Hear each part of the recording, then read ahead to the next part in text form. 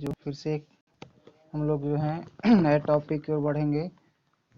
इसके पहले हम लोग जो पढ़े थे इकोनॉमिक्स में, वह पढ़े थे पीपल एज ए रिसोर्स, है ना। हम लोग पढ़े थे पीपल एज ए रिसोर्स। जो पीपल है वह रिसोर्स के रूप में है। पीपल एज ए रिसोर्स के बारे में हम लोग पिछले क्लास में पढ़ लिए थे, है ना। आज हम लोग उसी को आगे बढ़ाते हैं। देखिए, कहे थे कि जिस तरह से किसी चीज़ को प्रोडक्शन करने के लिए आपको फिजिकल कैपिटल की ज़रूरत पड़ता है, उसी प्रकार से इस पीपल को ही रिसोर्स बनने के लिए कुछ इन्वेस्टमेंट करना पड़ता है। कुछ इन्वेस्टमेंट की ज़रूरत पड़ेगा। बिना इन्वेस्टमेंट का जो होता है चीज़ें नहीं हो पाती हैं। इसीलिए बिना इन्वेस्टमेंट का कोई भी चीज़ का फॉर्मेशन नहीं होता। ओके बच्चे, तो आगे हम लोग उसी पर पढ़ेंगे। और हम कहे थे कि इन्वेस्टमेंट करने का जो तरीका है, जो इन्वेस्ट लोग करते हैं, यह इन्वेस्ट दो तरीका से करते हैं। इन्वेस्ट जो करते हैं बच्चे, वो दो तरीका से करते हैं। पहला तो हम लोग आज बात करेंगे इसी पर, इन्वेस्टमेंट पर ही बात करेंगे, है ना। तो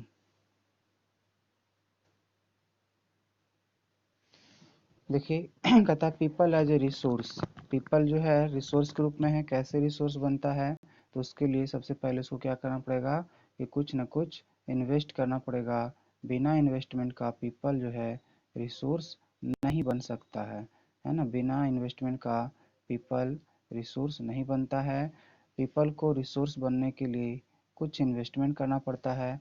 कौन कौन सा चीज़ें हैं जो इन्वेस्ट करना पड़ता है, उसके बारे में हम लोग अभी पढ़ेंगे।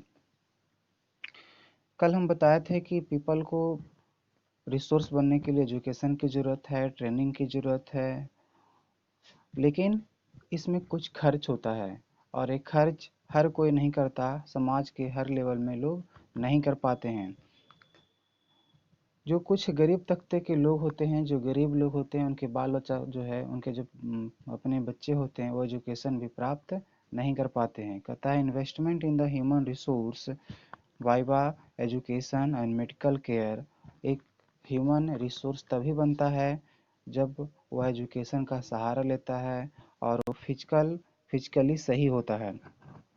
जब तक एजुकेशन नहीं मिलेगा और वो फिजिकली सही नहीं होगा, तब तक जो है वह ह्यूमन रिसोर्स नहीं बन सकता। And give rate and give high rate of return in future. और जब वही किसी पे एजुकेशन एज वेल एज उसका हेल्थ सही होता है, तो भविष्य में जो है फ्यूचर में है बहुत बड़ा रिटर्न देता है। This investment on the people is the same as the investment in the land and capital. जिस तरह से हम लोग ज़मीन में ज़मीन जब एग्रीकल्चर करते हैं तो लैंड पे खर्चा करते हैं, कैपिटल पे खर्चा करते हैं, उसी तरह से इंसान पे भी खर्च करना पड़ता है। One investment is share and bond. कहता है one investment is share and bond expecting high return in the future. कहता है इन्वेस्टमेंट जो होगा, इन्वेस्टमेंट इस सोच के करना चाहिए कि हमें भविष्य में, हमें नेचर में अधिक से अधिक क्या होगा, अधिक से अधिक नेचर में हमें फ्यूचर में हमें रिटर्न आ सकता है। ये सोच के इन्वेस्टमेंट करना चाहिए। Expecting high return in the future.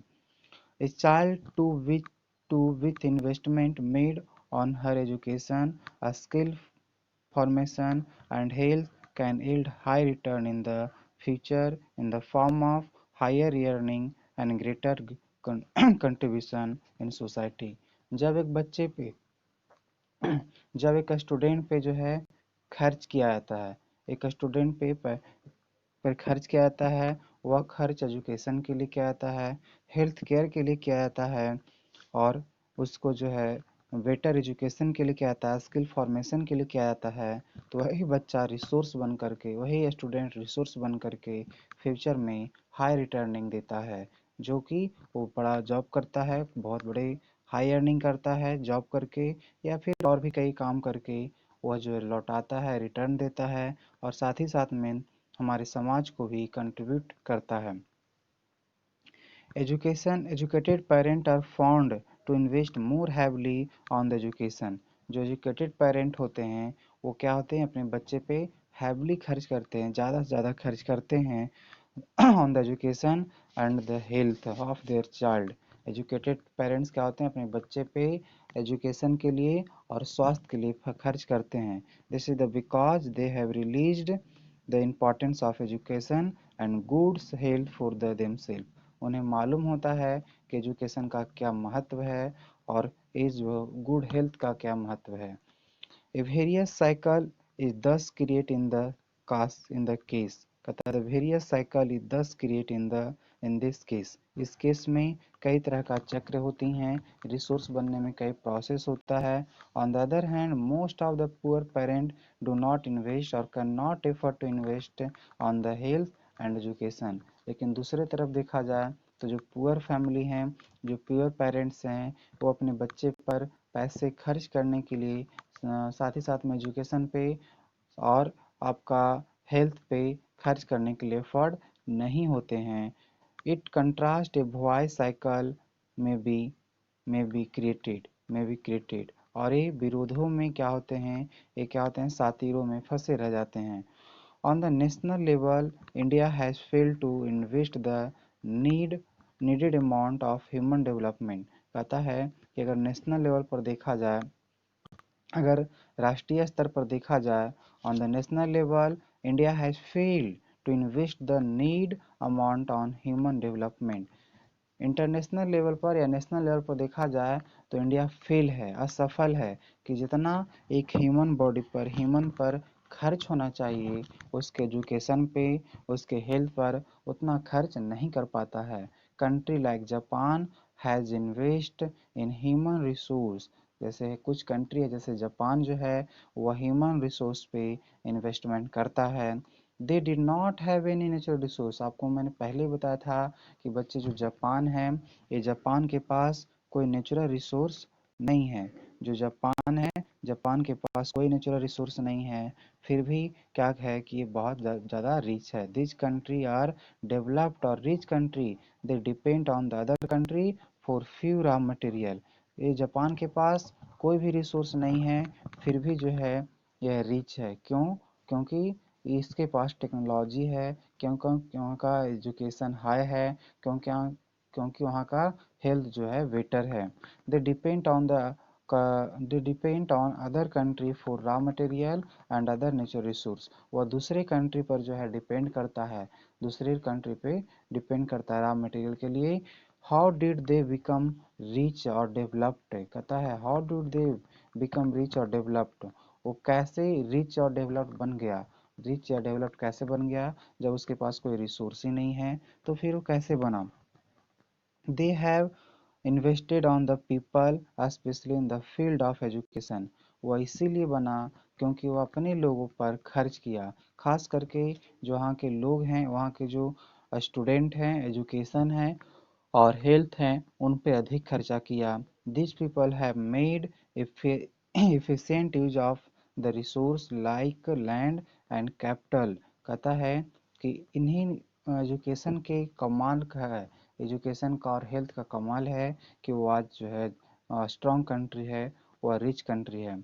Efficiency and the technology developed by people have made this country rich और developed। कहता है कि इंसान का जो इफिशियंस है, इंसान का जो कमाल है, इंसान के पास जो पावर है और जो टेक्नोलॉजी है, वही टेक्नोलॉजी जो है किसी देश को क्या करता है, रिच बना देता है, किसी देश को रिच बना देता है।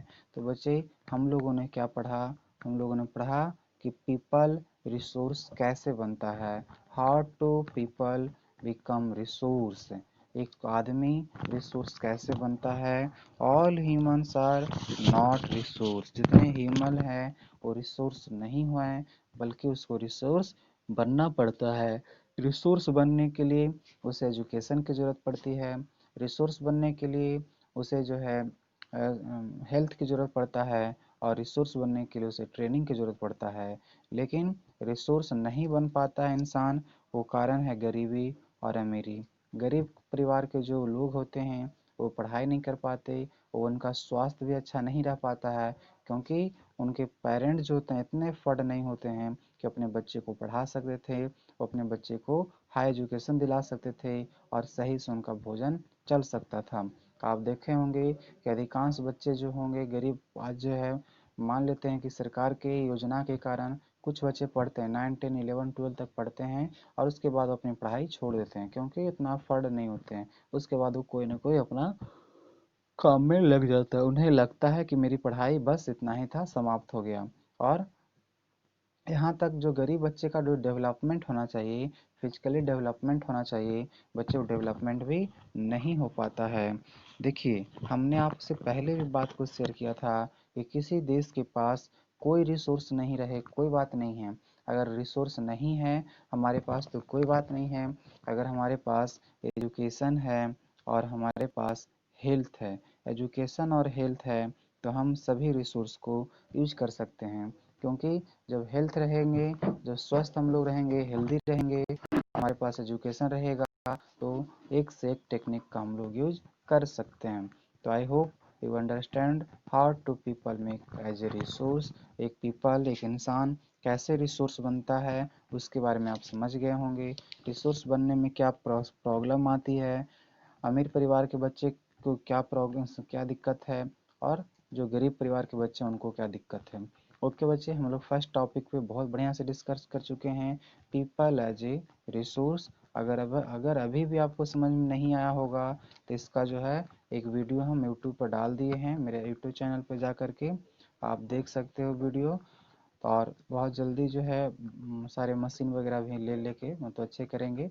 यूट्यूब चैनल जो है स्काईलाइट एजुकेशन खोलोगे उस पर सारा video, physics chemistry math SST सारा सबको वीडियो मिल जाएगा, स्काईलाइट एजुकेशन। ठीक है, गुड बच्चे। इस अब हम लोग बात करेंगे इकोनॉमिकल एक्टिविटी पर, है ना। पहला क्वेश्चन ये होता है कि इकोनॉमिकल एक्टिविटी होता क्या है, व्हाट इज इकोनॉमिकल एक्टिविटी।